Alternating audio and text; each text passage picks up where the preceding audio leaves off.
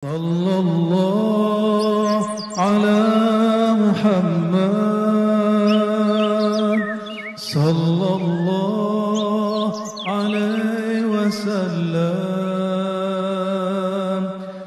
Nah, maka hijab kita kepada Allah, penghalang kita kepada Allah, itu bukan penghalang yang sifatnya hakiki, dia sesuatu yang sifatnya asumsi adanya di sini. Oleh karena itu Allah menyebutnya dengan nur dan zulumat. Jadi ada dua hijab. Tadi Bu Aldo nyebutin berapa?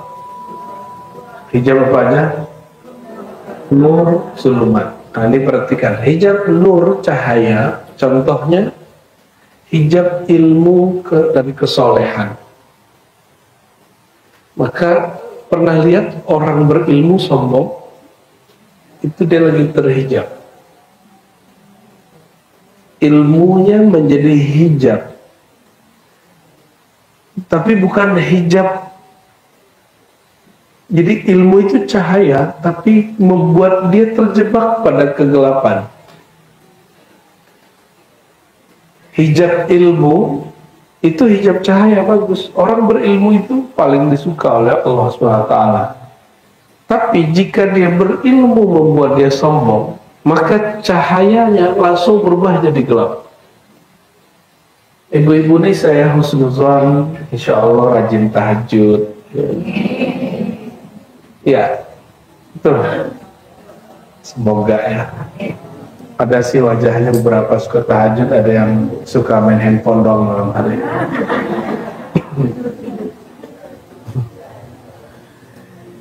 Ini ibu suka tahajud, terus ngelihat orang nggak tahajud, lalu merendahkan dia. Tahajud yang dia itu nur, dia langsung menjadi zulum. Oke? Kita suka baca Quran, terus kita lihat ada orang nggak suka baca Quran, terus dia bilang zindik, fasik, sesat, gitu. Ibu ini berhijab, pakai jilbab, terus ibu jalan depan, melihat ada sesama perempuan belum berhijab, terus ngomong, ahli neraka.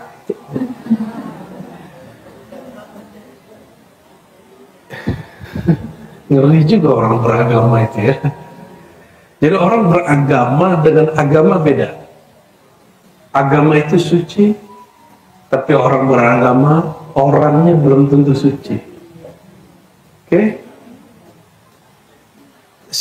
Jadi agamanya oke, tapi sikap dia beragama tidak oke. Sikap itulah yang menentukan dia masih nur, masih atau zulumat. Masih nur atau zulumat. Zikir. Oke, zikir coba. Kalau zikir masuk ke mana? Zikir pagi sore. Di sini sudah pakai zikir wirid asas Bu ya? Sudah? Sudah dapat ijazahnya belum zikir wirid asas? Wirid asas. Asas itu pokok yang diwariskan baginda Nabi Muhammad SAW. Sudah dapat? Setelah syahadat dan bertawasul baca apa? Istighfar 100. Sudah? La ilaha illallah 100. Salawat 100, subhanallah bihamdi, subhanallazim 100. Ya, minimal itu. Kalau ada waktu tambahkan dengan ya Latif 129, lalu ya Allah, ya Allah, ya Allah ya. Zikir nih pagi ini. Wah, terus ngerasa alhamdulillah aku ahli zikir. Gitu ya. Ada lagi yang naik dikit, ngaji ke seorang ustadz kiai atau habib, terus ustadz bilang ini, amalkan ini supaya rezekimu lancar. Itu juga hijab. Hijabnya cahaya. Terus dicoba ngamalin zikirnya. Kata si ustadz, amalkan sebanyak 999 kali. gitu ya, atau 4.404 kali. Katanya melancarkan rezeki, dicobalah. Hah? Ya, dibaca. Udah zikir, udah cobain sekali, besok tunggu-tunggu rezekinya nggak ada. Terus mulai ngomong ini, kayaknya Ustadz itu makomnya nggak sampai. Mulai merendahkan si Ustadz. Coba lagi cari Ustadz yang baru. Udah coba semua, nggak ada juga yang tembus. Terus ngomong, jangan-jangan berzikir itu tidak bermanfaat. Sudah ada yang ngomong begitu sekarang. Ya, anak-anak youtuber ya mungkin punya kekecewaan dalam agama, lalu sekarang dia mengkritisi semua yang diyakini orang dalam agama. Ya, orang yang sebenarnya pikirannya punya traumatik, lalu agak cerdas, dijadikan traumatik itu untuk menyerang agamanya. Ada yang dulu pakai hijab bagus, ya, terus dia kecewa dengan sikap orang beragama, lalu dia lepas hijab. Ada yang begitu? Banyak. Dia mikir, Islam gitu doang. Dia nggak bisa membedakan antara Islam dengan orang Islam. Islam itu suci, sedangkan orang Islam pasti tidak suci. Pasti tidak suci. Oleh karena itu, bolak-balik kita akan berseteru terus dengan hijab nur, cahaya, dan zulumat. Ada yang puasa nggak hari ini? Ada yang puasa hari ini? Oke, itu lagi dapat hijab nur. Terus Buya Ano minum, dia bilang, Ustaz, kurang Buya.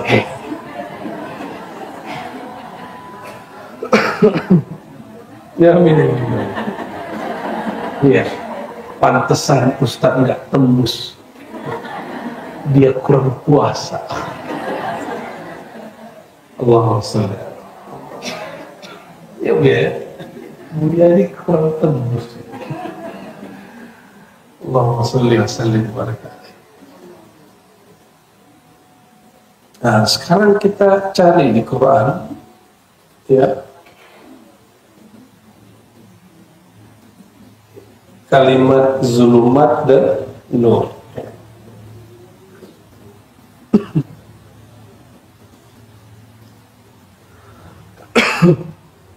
Tadi Buya Aldo sudah menghantarkan, lalu gimana cara mengelola hijab? Kalau saya kenapa nggak jelaskan hijab gelap? Kan kita sudah tahu semua. Hijab kegelapan itu semua hal yang negatif, baik yang zahir, maksiat yang zahir, ataupun maksiat batin. Maksiat zahir sudah paham ya, mata jelalatan, lisan ngomongin orang, caci maki orang. Kalau maksiat batin ini yang kurang ngerti. Ini yang menjadi hijab gelap. Tadi sombong itu macam-macam sebabnya. Sombong itu merasa diri lebih dari orang lain. Mohon maaf, saya lebih tinggi bukan berarti saya lebih ya. Saya tahu makom saya sendiri. Saya tahu betapa hinanya saya di sisi Allah. Jadi ini cuma karena menghormati posisi mu'alim aja. Bukan berarti saya lebih tinggi derajat dari ibu. Kan ibu puasa, saya nggak puasa. Ya, sepatu lebih tinggi, bukan daripada saya. Hijab zulumat itu yang paling bahaya adalah merasa diri lebih besar daripada orang lain karena asbab punya ilmu, punya amal, punya makrifat. Itu yang paling bahaya. Jadi saya sudah jumpa banyak orang termasuk menjumpai diri saya sendiri. Ternyata kami ini bertarung melawan hijab kesombongan karena merasa berilmu. Tanya Buya Aldo, Buya Hina tuh tanya. Hijab merasa berilmu itu, ini kalau orang ibu ini misalnya, ibu-ibu ini kan nggak terlalu serius pakai kayak sosialita ya, kayak tas yang oke lah ini, jadi nggak ribet. Tapi kan ada komunitas yang suka kalau duduk itu taruh tas di depan, minimal 100 juta. Itu harga diri tuh, lo hargai gua, tas gua mahal. Gitu. It's okay, nggak masalah kan. Bagi kita menghargai diri itu boleh, tapi jangan jadikan itu asbab untuk menjadikan diri kita berjarak dengan orang lalu merendahkan orang lain. Saya suka pakai barang-barang branded sebenarnya kalau dia nggak marah. Cuma sengaja kita nggak pakai apa-apa ya. Saya pun pakai apapun tergantung lagi kemana. Ya. Masa dia pakai jamnya harganya 500, saya pakai cincin harga 2 juta kan nggak mungkin. Kita pakailah cincin harga-harga yang agak dikit-dikit mirip lah. Gaya-gayaan aja Bu, ya. Itu menghargai diri. Tapi jangan sampai menghargai diri lalu tidak menghargai orang lain. Itu yang disebut zuluman. Jadi boleh nggak kita punya barang bagus, punya baju bagus, boleh? Ibu boleh lo punya jilbab harganya, jilbab paling mahal berapa harganya ya? Boning? Ya? Hah? Astagfirullah. Janganlah. Tapi kata guru saya dulu, kalau orang kaya pergi Kuningan dikira emas, kalau orang biasa pakai emas dikira Kuningan. Ya benar nggak? Ya, ibu-ibu nih mau pakai baju apapun ya, itu orang melihat ini orang kaya atau bukan gitu, mindsetnya sudah begitu.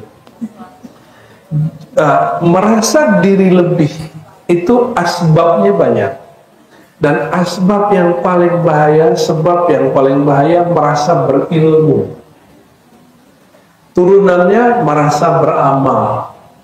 Turunannya merasa berharta. Dan yang permanen itu merasa berasal dari mana, suku apa. Ini sukunya macam-macam nih ya. Jangan pernah berpikir orang Jawa lebih mulia dari Sunda, Sunda lebih mulia dari Padang, Padang lebih hebat dari Batak, Batak lebih keren daripada Bugis, dan lain sebagainya. Ya, karena kita sebenarnya tidak ada yang betul-betul Jawa, tidak ada yang betul-betul Padang, tidak ada yang betul-betul Indonesia. Jadi kalau dicek nih DNA ibu ini, mungkin ada Cina-nya dikit walaupun benci sama orang Cina. Tuh, membenci diri sendiri tuh. Saya nggak pernah benci sama orang Cina. Kenapa? Om saya matanya sipit dari jalur ibu, dari jalur ayah matanya ke orang Arab. Jadi bingung kalau membenci orang Cina, om gua mukanya Cina. Kalau membenci orang Arab, katanya kanal gurun kata orang sebelah. Nah, om saya rata-rata yang jalur ayah itu wajahnya Arabik semua. Muka-muka itulah ya, padang pasir lah, yang hidungnya kayak onta agak maju dikit gitu. Jadi kita nggak berani. Di samping saya coba lihat, ini hidungnya udah beda tuh, satu hidung Cina, satu hidung Arab. Jadi kita nggak ada yang benar-benar Indonesia. Hasil itu nggak ada. Dan di Malaysia itu ada satu profesor ahli DNA sudah cek, lebih tua DNA kita atau Cina. Penemuan dia apa? Lebih tua DNA orang Indonesia, Nusantara, Malaysia, Filipina daripada Cina. Jadi bukan Cina ke Indonesia, ke Nusantara, tapi orang Nusantara yang menjajah ke Cina. Katanya dia begitu. Wallahu a'lam bishawab ya. Urusan orang-orang ilmiah itu aneh-aneh. Apalagi seorang DNA nasab, aneh-aneh deh. Ada surat Al-Baqarah yang sering kita baca, surat 2 ayat 257. Di situ berbicara Allah lah yang mengeluarkan seseorang dari zulumat kepada nur. Ya. Ayat 257. Dicatat ya. Jadi indeks. Di indeks. Kalau di kampus ini namanya munasabah. Ya, munasabah dalam tafsir. Ya, biar. Pakarnya Buya ada sebenarnya. Cuma saya pernah mengajarkan ini juga 2 tahun di kampus. Jadi terpaksa harus bisa. Allahu waliyul ladzina amanu. Orang beriman itu penjaminnya, penolongnya, pemeliharanya, dalam bahasa Arab disebut wali, adalah Allah. Ini beriman semua. Jadi pelindung kita bukan guru, bukan presiden, bukan orang tua, tapi pelindung kita yang sebenarnya adalah Allah Subhanahu wa Ta'ala.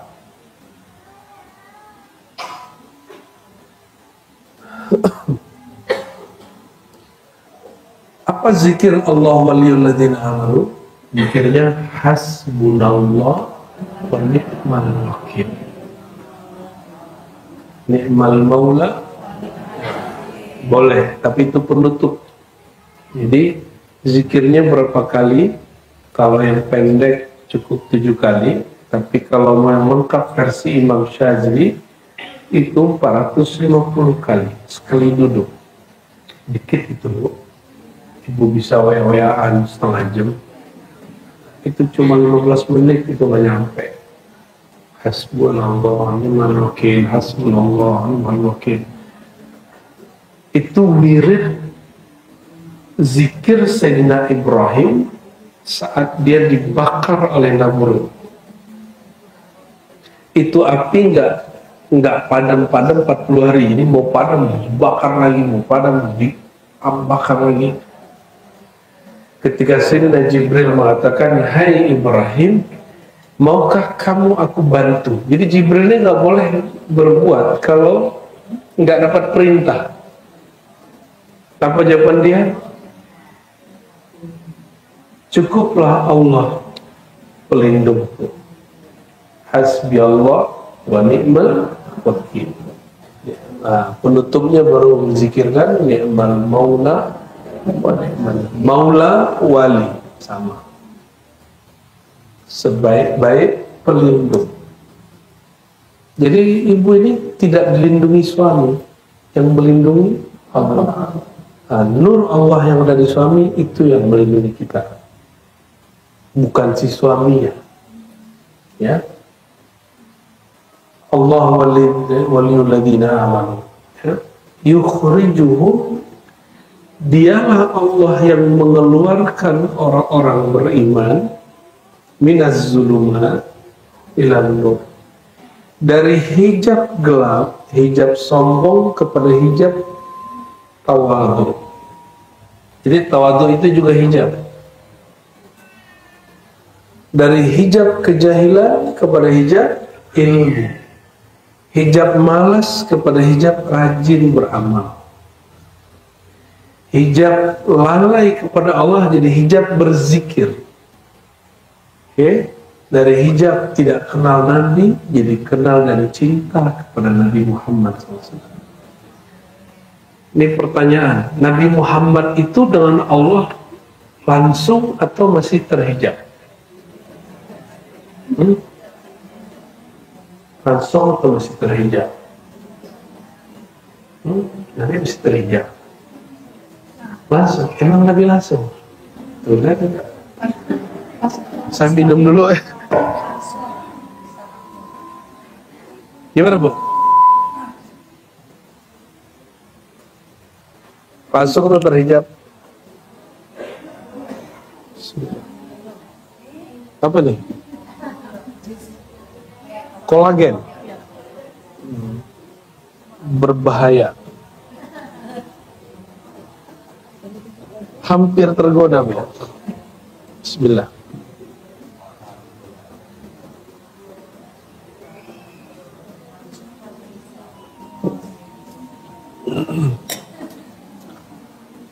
Jadi gimana? Nabi Muhammad SAW langsung atau tidak?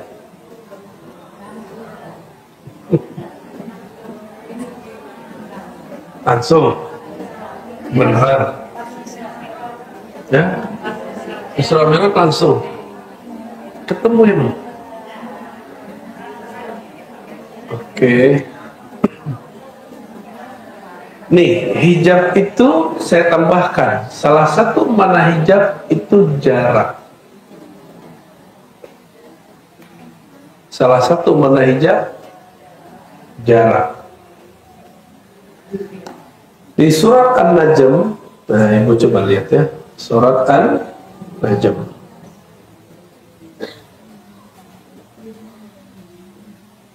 Sudah ketemu surat An-Najm?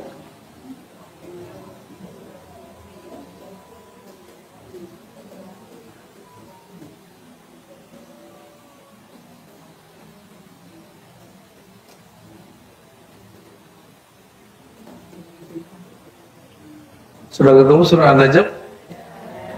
Ayat ke-9. Mulai dari 8 aja. Thumma dana fatadalla fakana qaba qausaini aw adna. Jadi surat Al-Isra ayat 1 tentang Isra. Tapi kalau An-Najm mulai dari ayat 1 sampai 18 itu tentang Mi'raj. Dan di situ ada pertemuan dengan Allah, ada pertemuan dengan Jibril.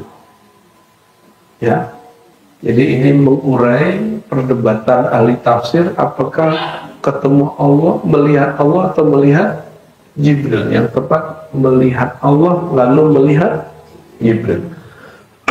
Melihat Allahnya di ayat 8 dan 9, melihat Jibrilnya pada ayat setelahnya, ayat ke-13 ke ayat ke-13. Walaqad ra'ahu nazlatan ukhra. Jadi itu beda dengan ayat sebelumnya.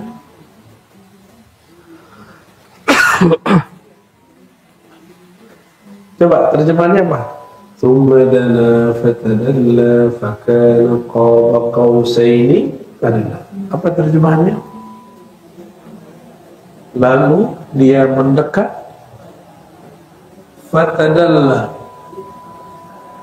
bertambah, fakana adalah ia Nabi Muhammad, qaba qausaini dekatnya seperti dua ujung busur. Busur itu punya ujung kan? Bukan dua busur, dua ujung busur. Busur tahu? Ada yang latihan panah, memanah hati. Ujung busur sudah kebayang? Dekat atau jauh? Maka Nabi Muhammad SAW pun masih berhijab kepada Allah dua ujung busur. Tapi ada au atau adna. Itu terjemahan biasa. Terjemahan ilmu Buya Al-Dominya. Hijab maqamun bila maqam, hijabun bila hijab. Hijab tanpa hijab, makom tapi bukan lagi makom, makom tanpa nama, hijab tanpa jarak. Berhijab tapi dekat, itu. Atau sering dengar surat An-Nur ayat 35, nurun ala nur. Dia nur tapi beda dengan nur biasa, gitu. Ya, cahaya di atas cahaya. Jadi Nabi Muhammad SAW tetap berhijab kepada Allah. Kalau Nabi Muhammad tidak berhijab kepada Allah, nanti Nabi Muhammad akan mengaku dia Allah. Tapi pernahkah ada riwayat Nabi Muhammad SAW mengatakan aku Allah, lagi mabuk zikir nih? Nggak ada. Oleh karena itu, jika ada wali-wali Allah mengatakan aku Allah, dia kena ban di langit. Ya, dia kena pasal dia. Dia melanggar kaidah Sayyidina Muhammad sallallahu alaihi wasallam.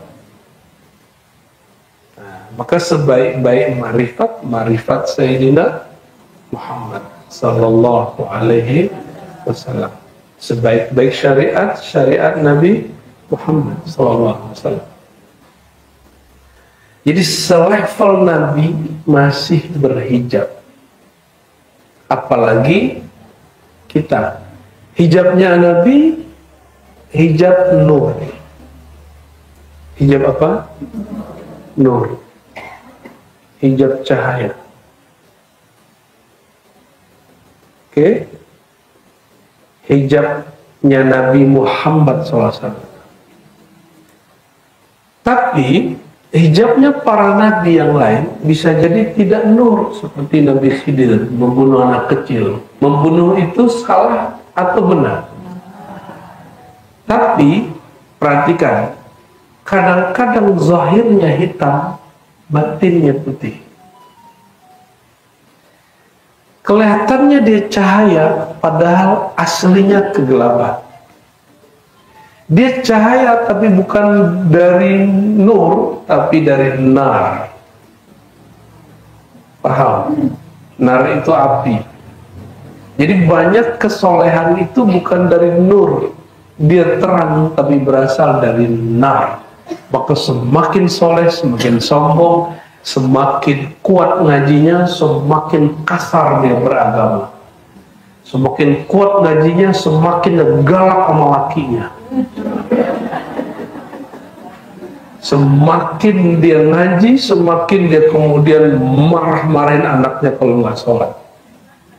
Kita boleh mendidik anak dengan marah, tapi marah itu hanya salah satu. Marahnya pun marah yang tidak mubrih, ya. Marah yang disebut sedari dia marah dia masih bisa menguasai dirinya. Tapi ibu-ibu ini masih bisa menguasai diri lagi marah. Nggak yakin. Nggak yakin saya. Wajah banyak meyakinkan.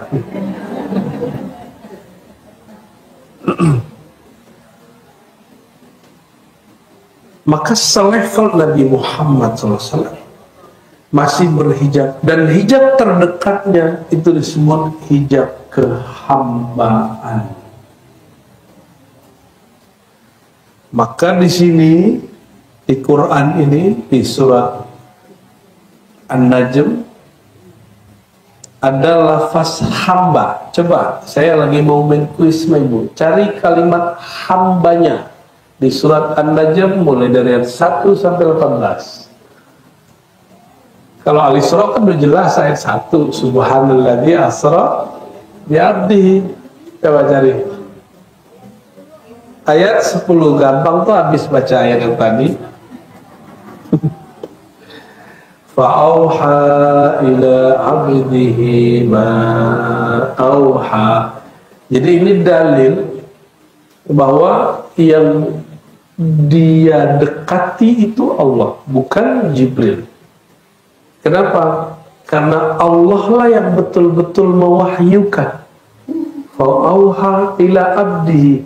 Mewahyukan ke siapa? Kepada hambanya. Tidak mungkin Jibril mewahyukan kepada hambanya, karena Jibril bukan Tuhan. Jadi sebenarnya kalau orang baca ayat ini sudah selesai, tapi saya heran selevel Ibnu Katsir masih nggak menerima itu. Dia cuma jadikan opsi. Tapi kalau ulama seperti Imam Mu'taillah, Imam Subki mengartikan Ini benar-benar perjumpaan dengan Allah SWT. Jadi kapan kita jumpa dengan Allah? Nih, ini hijab cahaya. Hijab cahaya itu puncaknya adalah kehambaan. Disitulah seorang makhluk diizinkan jumpa dengan Khaliqnya. Ingin jumpa Allah nggak? Emang seberapa pengen sih? Ingin banget. Pasti nggak ada gambaran. Nggak ada gambaran. Maka untuk merindui jumpa dengan Allah itu melalui jumpa dengan Rasulullah SAW. Oleh karena itu semua majelis mesti di sebulan itu ada dia jadwal ngaji tentang Nabi Muhammad SAW. Ada kajian sirah, mesti ada, wajib hukumnya. Namun ada sirah yang zahir, ada sirah yang batin. Sirah itu perjalanan hidup Nabi, ya, Sallallahu Alaihi Wasallam. Kita perhatikan tadi, di Al-Isra, Subhanalladzi asra bi'abdihi, Maha suci Allah, Maha hebat Allah yang memperjalankan hambanya. Di sini fa'auha ila abdihi ma'auha, dia membisikkan, mewahyukan kepada hambanya. Maka makom kehambaan itu makom perjumpaan dengan Allah Subhanahu wa ta'ala. Jadi kita ini kalau sholat belum menjadi hamba, nggak ketemu Allah itu. Allah mendekat, cuma rasa ketemunya nggak ada.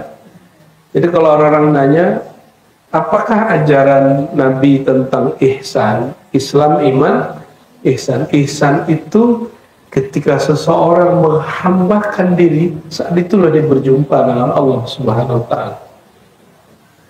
Hamba itu kediriannya sudah nol. Nah, tadi hijab cahaya, oke? Sholat, ibu sholat, tahajud. Kalau nyawanya nggak dikembalikan Allah, bisa bangun nggak? Oke? Kalau subuh tadi nggak dibangunin Allah, ruhnya Allah ambil aja. Innalillahi. Subuh tadi nggak sholat, pagi ini nggak ngaji. Betul? Jadi siapa yang sedang berjasa kepada sholat dan pengajian kita? Puasa kita. Jadi kalau udah begini, pantas nggak ibu ini, saya ini minta surga dengan sholat apa tadi, ngaji, sholat subuh, pantas nggak? Nggak pantas. Karena sholat ini hadiah dari dia. Puasa itu gerak dari dia. Ngaji sekarang itu adalah hidayah darinya. Terus pantas kan kita bilang, ya Allah, aku udah sholat dan zikir, tolong dong kasih surga. Emang bisa beli surga dengan sholat yang tidak khusyuk itu? Sholatnya khusyuk nggak tadi pagi? Ya, masih. Sholat khusyuk atau sholat khusud?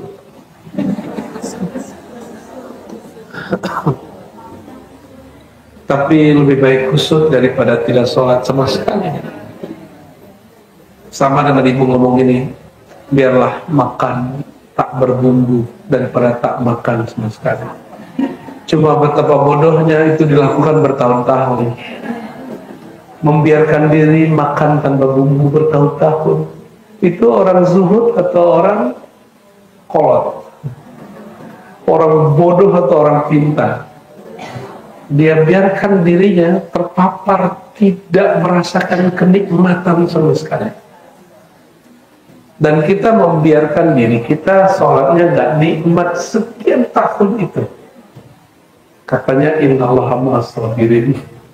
Allah bersama orang yang sabar. Sabar apa GOBLOK.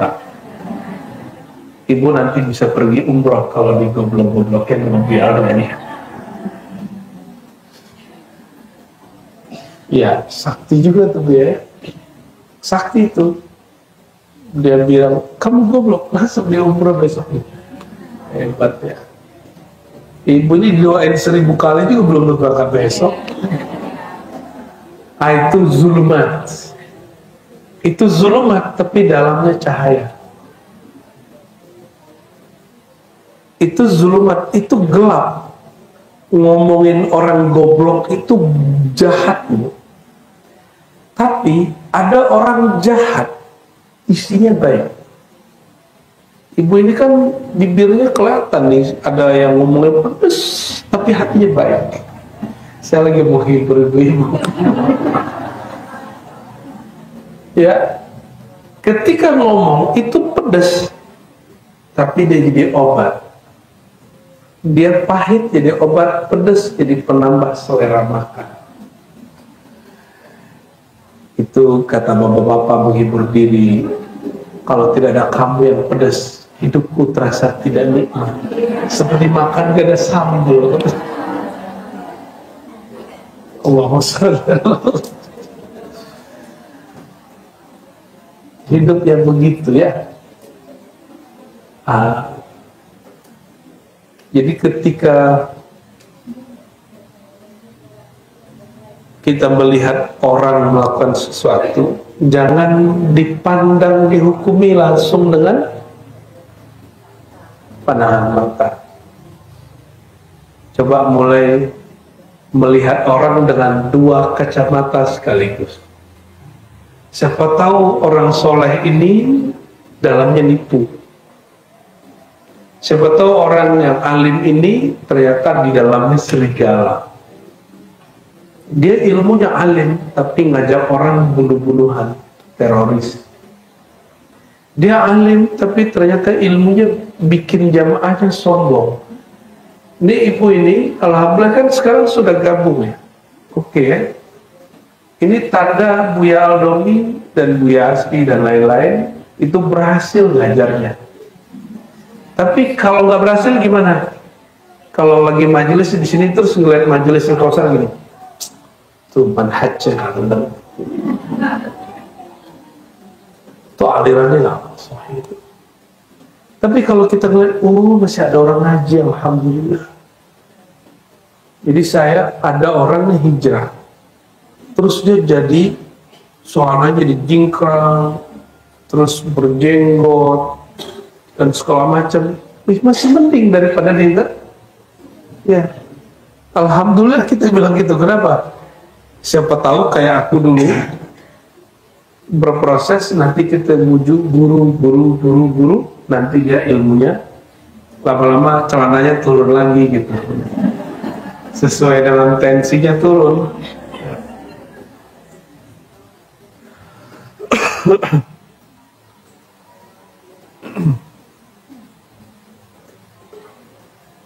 Maka ada surat Al-Ahzab ya, surat Al-Ahzab.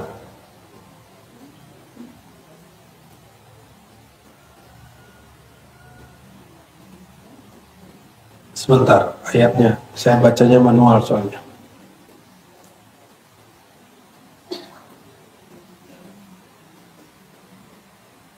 Nah, sebelum surah Al-Ahzab, surah Al-Ibrahim dulu, ayat 1-2. Ini jadi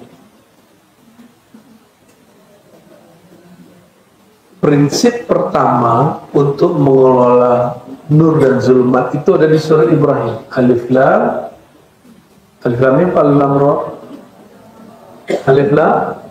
Terus ayat berikutnya, Kitabun anzalnahu ilaih, kitab yang kami turunkan kepada engkau. Terus kitab itu kami keluarkan, kami turunkan agar mengeluarkan kamu dari zulumat dan nur. Jadi ini jadi prinsip awal untuk mengelola nur zulumat itu mesti Alkitab, mesti dengan ilmu Alkitab itu wahyu Allah Subhanahu wa ta'ala. Wahyu Allah itu, Bapak Ibu, yang ditulis itu bukan wahyu. Yang ditulis itu mushaf. Kalau wahyu Allah itu ada pada dirinya, lalu dibisikkan kepada rohani Rasulullah SAW. Yang kita tulis sekarang itu cuma salinannya. Maka ilmu tidak ada di buku. Ilmu itu ada di dadaku. Ya, ilmu itu di dada, bukan di situ. Coba ibu beli buku 1 kontainer, simpan di rumah 3 hari 3 malam, terus pelototin aja. Atau ambil terus gini-giniin. Besok teksnya pindah. Maka ilmu tidak ada di teks. Teks itu cuma salinan ilmu. Ilmunya gak di situ. Paham? Ya. Maka yang alim itu bukan kitab, tapi orangnya. Yang mursyid itu syekh, kiai, buya, bukan kitabnya. Maka ketika ada orang ngomong, langsung saja kepada Al-Quran dan Sunnah. Itu yang kebayang pasti teks. Dan itu keliru. Itu zahirnya nur, batinnya zulmat. Nah, yang ngajak begitu, dia ngajak orang bukan dari zulmat ila nur, tapi dari nur ke zulmat, tanpa disadari. Maka mereka nggak respect kecuali ke ustadznya, nggak respect kecuali ke pengajiannya, nggak bisa menghargai umat Islam yang beragam ini. Yang lebih tepat, ketika seseorang nur masuk, kalau ada cahaya bisa melihat objek-objek yang banyak nggak? Ya, bisa. Jadi semakin terang cahayanya, dia semakin bisa melihat ragam orang. Semakin terang ilmu yang ada di kolbu, ibu-ibu ini akan semakin menghargai banyak orang. Maka berkalam Abu Hanifah, orang paling alim itu a'lamun nas, a'lamuhum wa afqahuhum bil khilaf. Orang paling alim itu bukan orang yang tamatan Timur Tengah, tamatan UIN, doktor, hafiz Quran, tidak. Orang paling alim, orang yang paling mengerti cara bersikap menghadapi perbedaan. Itu orang alim. Berarti orang paling picik, walaupun gelarnya Asy-Syaikh, Ad-Doktor, Al-Alim, Al-Allamah, ditambah almarhum bagusnya. Ya. Bagusnya begitu. Tapi kalau dia datang bikin rusuh, dia berkalam bikin orang pecah kolbunya, itu orang zahirnya nur, batinnya zulmat, kegelapan. Ya. Nah, kita tidak ridho yang begitu. Nah, maka di Quran ada kalimat walladzi yusolli, ya, alaikum. Surat Al-Ahzab ayat 43. Nah, ini penutupnya.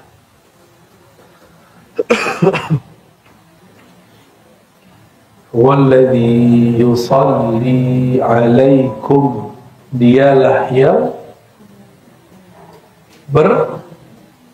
bersolawat atas kamu. Bisa juga diartikan menurunkan rahmat kepada kamu. Wa malaikatuhu, dan malaikatnya juga mendoakan kamu.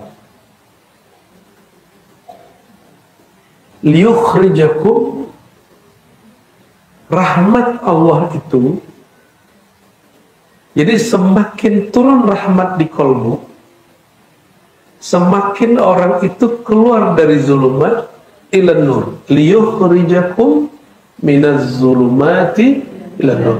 Maka pelan-pelan sifat sombongnya rontok, sifat merasa paling benernya rontok, iri dengkinya mulai rontok, bersaing negatifnya mulai rontok, terus bertahap. Semakin kolbunya penuh dengan rahmatullah, rahmat Allah, kasih sayang Allah, semakin nanti dia tambah tawadu gitu. Jadi siapakah orang yang paling tawadu? Orang yang kolbunya paling banyak rahmat Allah, dan itu Sayyidina Muhammad SAW. Maka Nabi surganya paling tinggi. Dalam hadis Nabi dikatakan, ma tawadha'a ahadun illa rafa'ahullah. Tidaklah seseorang merendah. Itu terjemahan kita. Tawadha'a, meletakkan yang bukan milik dia. Ilmu ini milik Allah, katakan ini bukan ilmuku. Amal ini anugerah dari Allah, jangan katakan aku yang hebat beramal. Harta ini titipan dari Allah, jangan katakan harta itu hasil usahaku. Walaupun kita yang usaha, tapi tubuh ini, pikiran ini bukan punya kita, tapi milik Allah. Semakin dilepas rasanya, semakin makomnya di surga naik. Maka makom tertinggi di surga, makom tawadu, namanya hamba, orangnya. Jadi di makom tawadu itu, orang bernama Abdullah. Di bawahnya Abdurrahman, Abdurrahim. Kok lebih tinggi Abdullah daripada Rahman Rahim? Karena setiap Abdullah pasti Abdurrahman, tapi Abdurrahman belum tentu Abdurrahim, Abdurrahim belum tentu Abdurrahman. Pusing nggak? Pusing lah. Rahman itu kasih sayang Allah ke semua makhluk, kafir, mukmin, manusia, hewan, tumbuhan.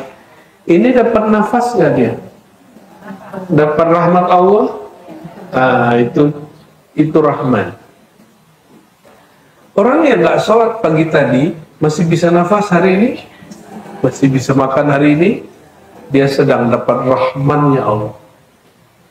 Terus yang kedua, Rahim. Rahim itu kasih sayang spesial untuk makhluk yang spesial, karena dia menspesialkan Allahnya.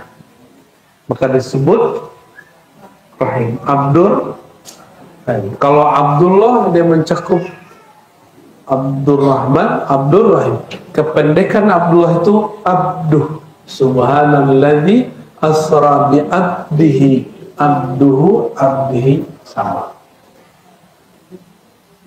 Ya. Nyambung? Connect? Ngomong apa gitu ya? Jadi setiap rahmat masuk ke dalam kalbu, apa yang terjadi? Zulumatnya, sifat-sifat negatifnya rontok, terus sifat nurnya akan tambah muncul terus. Dan ciri-ciri orang dapat rahmat Allah, dia suka belajar ilmu yang menambah kasih sayang kepada Allah dan makhluk. Dan yang kedua, dia suka berkawan dengan orang yang kalbunya penuh dengan rahmah. Dua itu aja. Itulah yang disebut di Quran, ya ayyatuhan nafsul mutmainnah irji'i ila rabbiki radiyatan mardiyah. Wahai orang yang jiwanya sudah tenang dengan zikrullah, kembalilah kepada Allah dengan radiyah mardiyah. Itu bab ilmu, berilmu. Irji'i ila rabb, itu dengan ilmu. Orang tidak akan bisa ridho takdir kalau nggak punya ilmu. Maka Ibnu Athaillah mengatakan, jika engkau ingin merasakan takdir burukmu tidak terasa buruk, masalahmu tidak terasa masalah, maka ketahuilah, kesadarilah, pelajarilah siapa yang sedang menurunkan bala bencana kepadamu, siapa yang sedang memberi ujian kepadamu. Ya, mana Bang Do? Bang Do mana Bang Do? Nah, Bang Do itu digampar sama anaknya. Ya, anaknya denger apa gitu. Dia ngomong apa, anaknya kedengerannya apa. Anaknya refleks, tuh, logi kembarannya hilang ya. Pas dia lihat, yang mukul dia anaknya, nggak balas, malah gemes. Tapi kalau yang mukul tetangga sebelah gimana? Jangankan pukulan, golok boleh keluar, carot boleh keluar. Paham maksudnya? Kita kalau disinggung oleh orang yang kita kenal, kita senyum. Kita jadi kayak dicandain. Kayak dari tadi kan kalau saya kenal sama Buya Aldo, Buya Yuna, kalau kita candain dia nggak tersinggung. Coba kalau dia nggak kenal amat sama kita, dia bilang, belagu, awas. Gitu enggak? Awas. Ya, kita siap-siap ya. Tapi kalau kenal, malah jadi candaan. Jadi roastingnya menjadi asik. Ya, di roasting orang malah jadi. Tapi kalau nggak kenal, dendam gua. Awas lah gitu. Kira-kira seperti itu. Nah, kalau kita kenal kepada Allah, semua bau itu ujian atau pemberian rasanya indah. Ya, dicubit suami asik gak? Suami ibu sendiri bukan suami orang. Ya, ya asik lah. Yang nyubit suami sendiri, oh berarti suaminya bisa canda. Suaminya bukan Batman dan Coldman, bukan makhluk yang dingin, tapi suka yang gak enak digampar sama suami, itu mah gak enak. Dicubit, ya, cubit-cubit cinta dan kasih. Maksud saya sederhana aja. Kita kalau kenal kepada Allah, kalau mengenal bahwa semua yang terjadi di alam ini nggak ada kecuali izin dari Sang Pencipta, maka seorang hamba itu akan ridho apapun terjadi. Bukan berarti dia berpangku tangan, tidak. Jadi ketika dia berusaha, dia tidak berusaha, dia bekerja, dia tidak bekerja, dia ngapain? Apapun yang dialami itu kan pilihan dia menanggapi perbuatan Allah Subhanahu wa ta'ala. Dan terakhir, Allah itu waliyul ladzina amanu, pengayom, penjaga, penolong, penjamin, lebih tinggi dari jaminan orang tua. Terbayangkah oleh ibu ini, pernahkah ingin menelantarkan anak? Pernah nggak ingin menelantarkan anak? Lagi marah nih, mati aja kau, gitu ya. Pasti itu nggak beneran. Pasti itu nggak beneran. Allah itu lebih sayang daripada seorang ibu kepada bayinya. Karena Allah lebih sayang, ibu ini dengar babynya nangis sedikit kan langsung nggak perlu si baby demo dulu, angkat spanduk, mama lapar, kan nggak perlu, dia belum bisa ngomong. Itu ikatan rasa, ada rasa. Coba rasa itu yang sekarang dilatih. Rasa itu yang mesti dipupuk terus ya. Dan itu rasa mesti dilatih dengan dua hal tadi. Irji'i ila rabbiki wadyatamna. Mesti berilmu. Dan yang terakhir, wadakhuli fi ibadi. Berjamaahlah. Jangan sendiri-sendiri. Ya, saya sedang sekali melihat gemaran ramai gini. Ya. Dulu dia taubah 5 orang gitu ya. Karena saya juga nggak serius. Lagi di kampus ngantor terus datang. main-main aja, nggak pakai kopiah juga.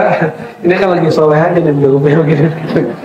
Ya, dulu gua pakai kemeja aja, pakai lepis ya, ngajar santai. Gua ya kita pakai hikam, enggak ya bener. Lama-lama saya tinggal kerjaan kantor dulu, terus kita seriusin. Bukan pertama ngaji kitab apa, terus akhirnya ibu-ibu ini sebagian besar dosis ngajinya sudah tinggi. Ketika ngajinya cuma nguping, itu udah gak nikmat lagi, mana gak? Jadi ngajinya senangnya harus ada ayatnya, indeks ayatnya, harus ada bukunya. Wah, itu mengerikan sekali ya. Jadi masuk ke villa dago, ibu-ibunya sudah seperti santri. Alhamdulillah. Semoga ini bisa ditularkan terus ya. Ibu buat cloning majelis yang baru di mana. Jadi nanti pengurus-pengurus ini coba ya futuhat ya. Bukan ekspansi. Buka lahan. Yang berdakwah itu bukan hanya buya, bukan hanya ustaz. Yang berdakwah itu juga orang udah mengerti, oh begini ya polanya. Orang dibikin pengajian awalnya mungkin 5 dulu, lama-lama nambah terus. Karena malaikat itu setiap hari jalan. Dan dia ngabsen, siapa yang ngaji. Terus dia juga ngabsen temannya. Jadi malaikat itu, dan namanya malaikat tawafin, kata dia, hei temanku, ngumpul sini, halumma ila hajatikum. Inilah hajat kalian, menghadiri majelis ilmu, majelis zikir. Kita ada zikirnya. Tuh, malaikatnya 2 plus malaikat ilmu, malaikat zikir yang hadir ke ibu. Lama-lama akan besar. Yang besar itu sebenarnya nurnya. Ciri-ciri nur yang besar, orangnya mulai betah ngaji dan dosisnya tinggi. Nanti orang akan ngumpul-ngumpul. Nah, mohon ini dibuat sekali sebulan seperti begini. Tapi nggak mesti saya ngaji ya. Ya, jadi gabungan ya. Nanti pindah ke Al-Kautsar, balik lagi. Ya, katanya ya jangan dibiarkan. Misalnya di sana pengajiannya udah beda, masjid milik bersama. Ya, wakaf untuk Allah SWT, bukan milik sekelompok tertentu. Ya, kecuali pewakaf itu bilang ini masjid khusus untuk masjid Wahabi gitu. Lu keceplosan gue. Ya, masjid khusus NU. Orang Muhammadiyah berarti nggak boleh masuk. Masjid Muhammadiyah berarti orang NU nggak boleh. Kan nggak ada masjid begitu, nggak ada. Tapi yang pasti semua pewakafan masjid itu Ahlussunnah ya, nggak ada untuk Wahabi. Baik, barangkali itu semoga sudah mulai mengenal dalam dirinya ada nur, ada zulumat. Dalam diri kita ada gelap, ada cahaya.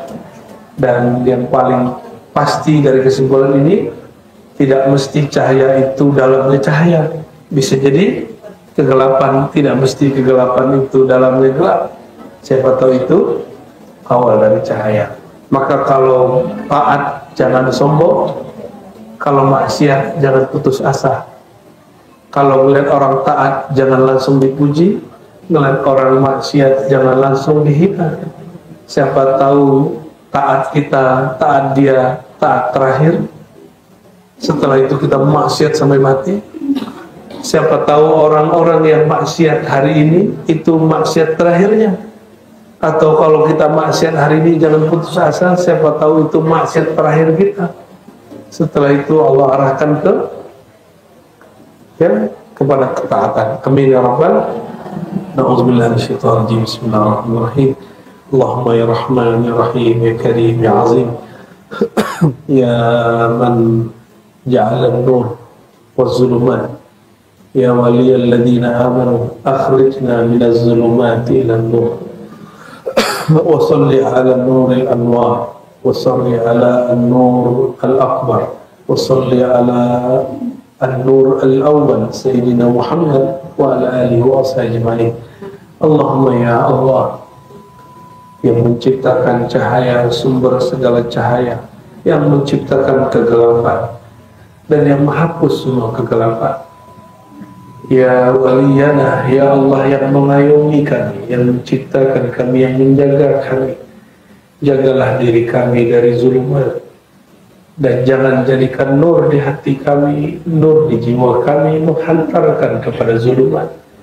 Justru jika kami, ya Allah, hari ini terjebak pada zulumat kegelapan, hati yang masih kotor, jiwa yang masih gelisah, jadikan ini, ya Allah, awal kami masuk kepada nur cahaya-Mu. Ya Allah, jika hati kami penuh dengan kelalaian, terbitkan cahayanya, ya Allah, sehingga kami bisa mengingat Engkau lebih banyak. Ya Allah, jika di kalbu kami ada kesombongan, mohon ya Allah bersihkan kegelapan ini, mulailah ya Allah terbitkan ketawaduan.